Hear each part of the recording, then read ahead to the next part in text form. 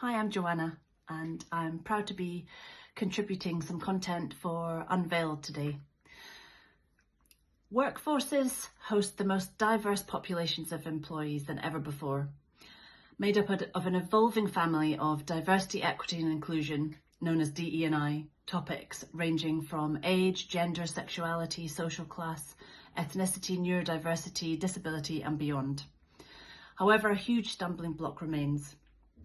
Inclusion is now a key factor in D&I implementation processes, and it's important that all the hard work undertaken by those dedicated to D&I, those champions who have created opportunity for all, successfully leads to these diverse populations of employees feeling like they belong. It's important that everyone sees familiar faces around them, or at least has someone they trust that they can talk to as needed, and doesn't feel like they're included once they actually gain a place in an organisation. In terms of neurodiversity as an example, accessibility can create enormous obstacles to an employee's ability to thrive in their job and career, leaving them feeling left behind and struggling to feel valued and included for the contributions they bring and their infinite potential. If an organisation can foster a safe, open environment cushioned with compassion and humility for open conversations to take place, overcoming accessibility and inclusion issues for DE&I as a whole, then we can feel somewhere closer to overcoming the challenges of this part of the journey of universal belonging. My journey holistically, in terms of professionally, academically and personally, has naturally steered me into the world of DE&I, mainly because of my lived experience, but also because of the way I interact with the world and the people around me. I've always felt a powerful sense of fluidity within myself on many levels. Consequently, this intersectionality of the various DE&I related topics feels woven into the rich tapestry of my life. Thus far, I've experienced many highs and lows, learnings, shocks, surprises, grueling challenges, intense fears and confusions.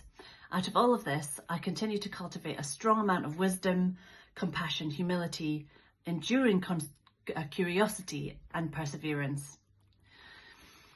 I was born into a family where my mother's side are fragmented in terms of their relationships with each other.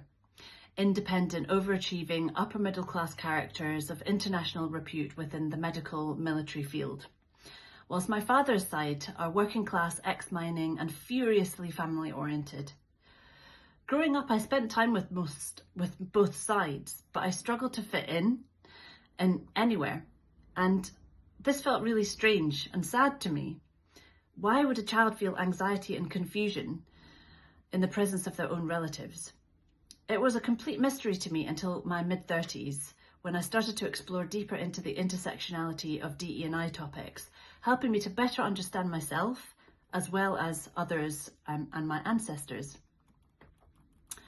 Since childhood, I also struggled with mysterious symptomology around mental health, unexplained body pain, extreme fatigue, along with communication and interpersonal challenges. I immersed myself in anything creative, vibrant, and different to anything I was familiar with. Nature, art, and geography captivated me. However, as my academic schooling continued, mental health symptoms around emotions, thought processing, and general self-management became obstructively difficult. Nevertheless, I graduated from school, and with just enough grades, I got into university, which gave my parents a sense that was probably the next best step for me, going to university. I really had no idea what my story would be after leaving school, but I felt I needed a gap year to breathe a bit into these questions. And I worked within hospitality in England and France. At this stage, I dreamt of becoming an artist, going into the hotel industry, or even joining the Navy. I pushed on, graduating from Durham University, which was a journey I found quite tough with the continued health and relationship issues. And I felt like I was going through some sort of profound existential funk. I decided to continue on the journey expected of me to become some sort of professional. After a few fits and starts, I finally qualified as a solicitor in law, taking twice as long as the normal route would take and amassing significant debt. I was incredibly proud of this achievement, but also completely burnt out at that point. It had been a long-held desire of mine to live in Australia, and this provided a much-needed escape from a confusing, traumatic and bumpy ride through life up to this point. Whilst in Australia, I carved out some space to explore my identity, including sexuality and neurodiversity, which related to dyslexia, dyspraxia and ADHD, in an attempt to make sense of myself and my life going forward. This chapter ended with a move back to the UK on immigration grounds. My visa options just simply ran out. I hit rock bottom at this point though, moving back to Scotland where I grew up to deal with financial ruin, homelessness, overwhelming health issues including suspicions of bipolar and endometriosis. I could not run away from myself any longer. I finally stopped, found stillness and sat with everything, taking time to obtain diagnoses in the hope that I could rebalance my overall health. I took a year in therapy to process, deconstruct and reconstruct myself before moving, rather than running this time, back to London. This is the place I call home. Then something magical started to happen. All the threads of my incredible life journey started to make sense and intertwine into something beautiful, rewarding and inspiring.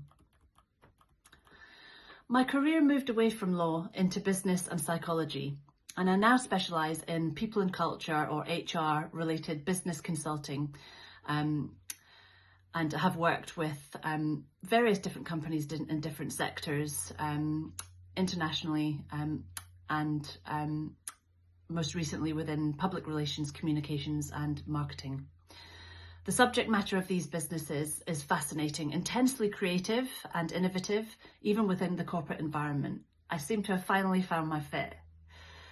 These days, my work is spread around leading and developing HR functions, training and development, charitable activities, employee relations, business strategy, new and early careers and other recruitment activities, and a huge landscape, of course, of D&I. For the first time in my career, and possibly as a result of all of us going through the COVID years, which we will never forget, I found courage and my voice to bring my authentic self into the workplace. And interestingly, I'm seeing much more of this from others.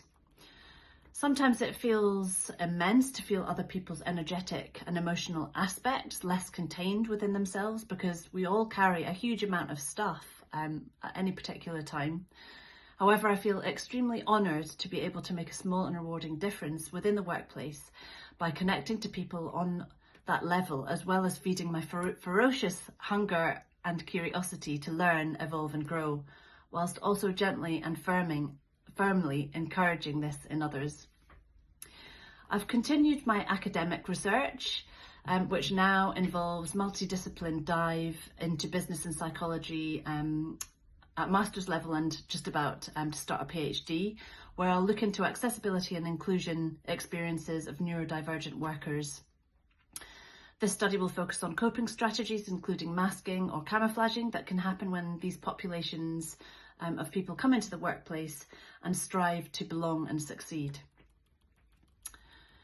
There will of course be a mental health and well-being component to this research, because some types of coping strategies can be tiring to the point of burnout, limiting in terms of being able to find and enjoy meaningful and rewarding work, progress in one's desired direction, and potentially damaging to one's identity simply due to a lack of awareness of the main issues and potential solutions.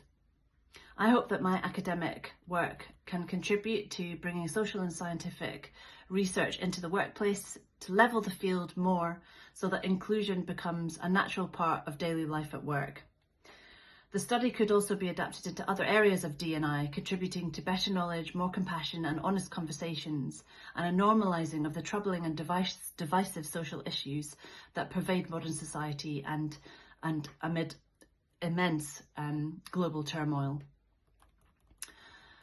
I've always felt there's so much to life and this universe than we're aware of. However, so much can be discovered to alleviate, to elevate us in hugely positive and life-changing ways. The world is in a phase currently that includes so much information being fed to us, seemingly at the speed of light, making it difficult at the best of times to use our critical thinking skills and heart's intuition to make sense of things that are profoundly important. Of course, this will mean different things to different to each one of us. My hope is that the people that I've met and hope to meet, my tribe as I call them, can contribute to a world that is more open to uncertainty and the discomfort of the human condition, but also able to see the best of this world and each other.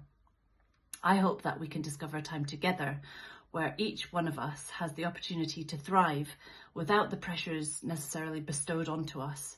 For example, choose a particular career, develop and present a certain type of identity, or commit to a certain life path. But rather, we can all simply be ourselves in our beautiful, chaotic glory, evolving at our own pace. We all have so much to teach and learn from each other.